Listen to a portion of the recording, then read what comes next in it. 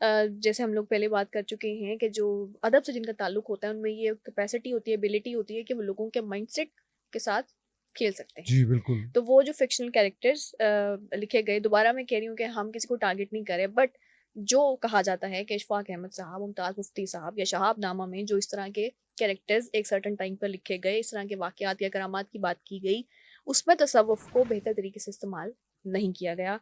जिसके बाद भी जिसके बाद उनकी अपनी जस्टिफ़िकेशन भी इस हवाले से आई कि काफ़ी जो है ना कहानियाँ, ये कहानियाँ ही थीं, ये हुँ। फ़िक्शनल कैरेक्टर्स थे। आजकल के दौर में अगर मैं बात करूँ तसव्वुफ़ को किस तरह से हम अपनी ज़िंदगी में ला सकते हैं, ये जैसे मॉडर्न दौर आ गया है, एआई है और हमारे पास बहुत सी इस वक्त टेक्नोलॉजी है।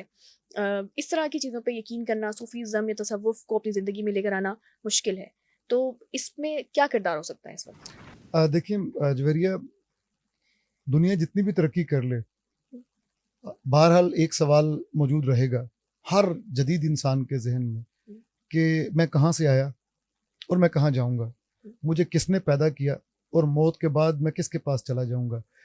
ये हर इंसान के सामने सवाल आज भी है, कल भी था और आइंदा भी रहेगा। जितनी मर्ज़ी आर्टिफ़िशियल इंटेलिजेंस हमारे सामने आए या फ्लड ऑफ इंफॉर्मेशन आता रहे, इस सवाल का जवाब एआई नहीं दे पाती, साइंस नहीं दे पाती और ना फ़नून एज़ सच दे पा रहे हैं, ना सैलाब जो इन्फॉर्मेशन का, इत्तलात का सैलाब है वो दे पा रहा है। तो इसका मतलब ये हुआ कि आज के नौजवान जैसे आप हैं, आपके सामने भी अगर वही सवाल है जो मेरे सामने था, तो फिर आपके सामने भी वही जवाब आना चाहिए जो जवाबात किसी हद तक मेरी तशफ़ी जिन जवाबात ने की।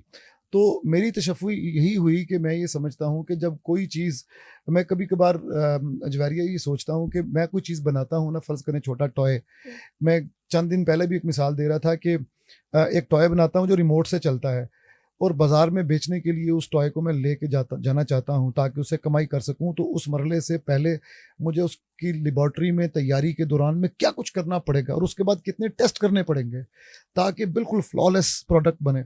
आप एक चिड़िया को देखें और एक गुलाब के फूल को देखें और एक तितली को देखें और एक इंसान की आँख को देखें, हुँ, हर चीज़ लाजवाब है इस दुनिया में। हम वो मीर साहब ने कहा ना कि सरसरी तुम जहान से गुज़रे, वरना हर जहान दीगर था।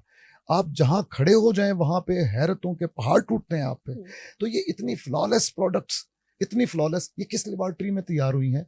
इसके जो ट्रायल रन्स, हुँ, टेस्ट रन्स कहाँ पे कहाँ पे हुए हुए? हैं? इसका जवाब दे सकती है एआई। इसका जवाब दे सकता है द फ्लड ऑफ इंफॉर्मेशन, 21वीं सदी का ये टर्न नहीं दे सकता। तो फिर कौन देगा इसका जवाब? आज आके हमारे पास वही एक रास्ता बचता है, जिन सवालात के जवाबात साइंस नहीं दे रही, हुँ, उस पे या तो आप कहें कि अच्छा मैं चूँकि मुकम्मल तौर पे एक माकूल आदमी हूँ, रैशनल बीइंग हूँ, लिहाज़ा मैं जो मेरी अक्ल में नहीं आएगा मैं उस पे मानूँगा ही नहीं बात। सही। तो मेरे भाई फिर ज़िंदगी की क्या रैशनल है? आप कैसे पहला साँस लेने के काबिल हुए थे? और क्या चीज़ जिस्म से निकल जाती है तो आपका बदन जो है वो मुर्दा करार दिया जाता है। इसकी क्या साइंटिफिक तौजीह है? इस इतनी बड़ी कायनात को फ्लॉलेस अंदाज़ में कौन चला रहा है? तो साइंस के पास सारे जवाबात नहीं हैं। हुँ, तो फिर वो किधर देखते हैं?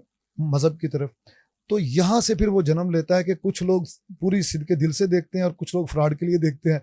वो सही। अपने जवाब लेके आते हैं और फिर लोगों को उलझाते हैं अच्छी-अच्छी हुँ, लफ़्फ़ाज़ी में और फिर लोग 90 तरह के करैक्टर और इस तरह के करैक्टर मुझे फलाँ बाबा मिला, मैंने देखा दरिया रावी के पुल को तबाह करने के लिए भारतीय पायलट ने एक बम छोड़ा ऊपर से और इससे पहले कि वो पुल पे टकराता है, एक बाबा जी सब्ज़ चोगे वाले निकले, उन्होंने हवा में उड़ते हुए बम कैच करके ज़मीन पे डंप कर दिया, जिससे रावी का पुल बच गया। हो सकता है उसने देखा हो। वो अमजद शाह अमजद की एक लाइन है कि तुम्हें मालूम है ईमान वो वाहिद हकीकत है कि जिसके ज़िम्न में पाँचों हिस्से बेकार होती हैं। अगर आपके सामने एक शख्स पूरे ईमान के साथ कह रहा है कि मैंने हाथी को उड़ते हुए देखा है, तो आप उसको कैसे झुठला सकते हैं? हो सकता है वाक़ई देखा हो। हुँ। पता नहीं ख्वाब की उसकी कैफ़ियत में या इमेजिनेशन हो, इमेजिनेशन में आए, इमेजिनेशन इतनी स्ट्रॉन्ग हो गई कि उसने वाक़ई देख लिया। हो सकता है बिल्कुल। कहते हैं ना जो मैनिफेस्ट करते हैं, जो सोच रहे होते हैं, अक्सर ऐसा हो जाता है। ऐसा हो सकता है और इसके अलावा भी जुवैरिया देखिए ना, ये दुनिया सिर्फ़ साइंस ने तो दुनिया को दरियाफ़्त किया है ना। हुँ, साइंस की वजह से हम दुनिया को दरियाफ़्त करते हैं कि अच्छा ये माइक के बगैर मेरी आवाज़ कहाँ तक पहुँच सकती थी, अब माइक से बहुत दूर तक जा सकती है, ये हमने दरियाफ़्त किया है। हुँ, लेकिन क्या जो साइंस ने दरियाफ़्त की है दुनिया, क्या वही दुनिया है? क्या इसके अलावा कोई दुनिया नहीं है? क्या जब ये रेडियाई लहरें ईजाद नहीं हुई थी या दरियाफ़्त नहीं हुई थी, उससे पहले ये एग्ज़िस्ट नहीं करती थी? हुँ, मतलब कैसी अजीबो-गरीब बात है, ये जो ईथर है और ये जो सारी दुनियाएँ हैं, कैसी कैसी दुनियाएं अब डिस्कवर हो रही हैं। बहुत सारी चीज़ें तो अब हम एक्सप्लोर कर रहे हैं और बहुत सी चीज़ें नई निकल रही हैं और साइंस बिल्कुल की जो पिछली प्रेडिक्शंस थी वो साइंस ही उनको कह रहे हैं कि ये तो गलत थी। बिल्कुल। तो तो फिर हमें मुकम्मल तौर पर किसी भी चीज़ का पता तो नहीं फिर चलता। मॉडर्न इंसान को तो साइंस ने ज्यादा कंफ्यूज कर दिया ना। हम्म, उसके किसी बड़े सवाल का जवाब नहीं दे रही साइंस। हम्म, तो फिर ये बड़े सवालों का जवाब जवेरिया कहाँ से आएगा। हम्म, तो फिर दीन ये से। फैसला आपने करना है और मैंने करना है। हम्म, और उस वक्त जब ये हम इन सवालों के जवाब तलाश कर रहे हो सिद्ध के दिल से, उस वक्त हमारे सारे इल्म का हमें फ़ायदा ये हो कि वो जो जेब कुतरे उस वक्त हमारी जेबों पे नज़र गाड़े हुए हैं, या वो जो वो क्या उसे कहते हैं, जादूगर नहीं कहना चाहिए, शोबदाबाज, या वो शोबदाबाज जो तसव्वुफ की आड़ लेके शोबदे दिखा रहे हैं हम्म, और लोगों को कायल कर रहे हैं, उन पे ज़रा गहरी नज़र रखें। एटलीस्ट हम पहचान सकें उनको कि वो कौन सा हमें पॉजिटिव एक इमेज दिखाया जा रहा है, कौन सा नेगेटिव है, या कौन सा बिल्कुल। हमें एक तरह से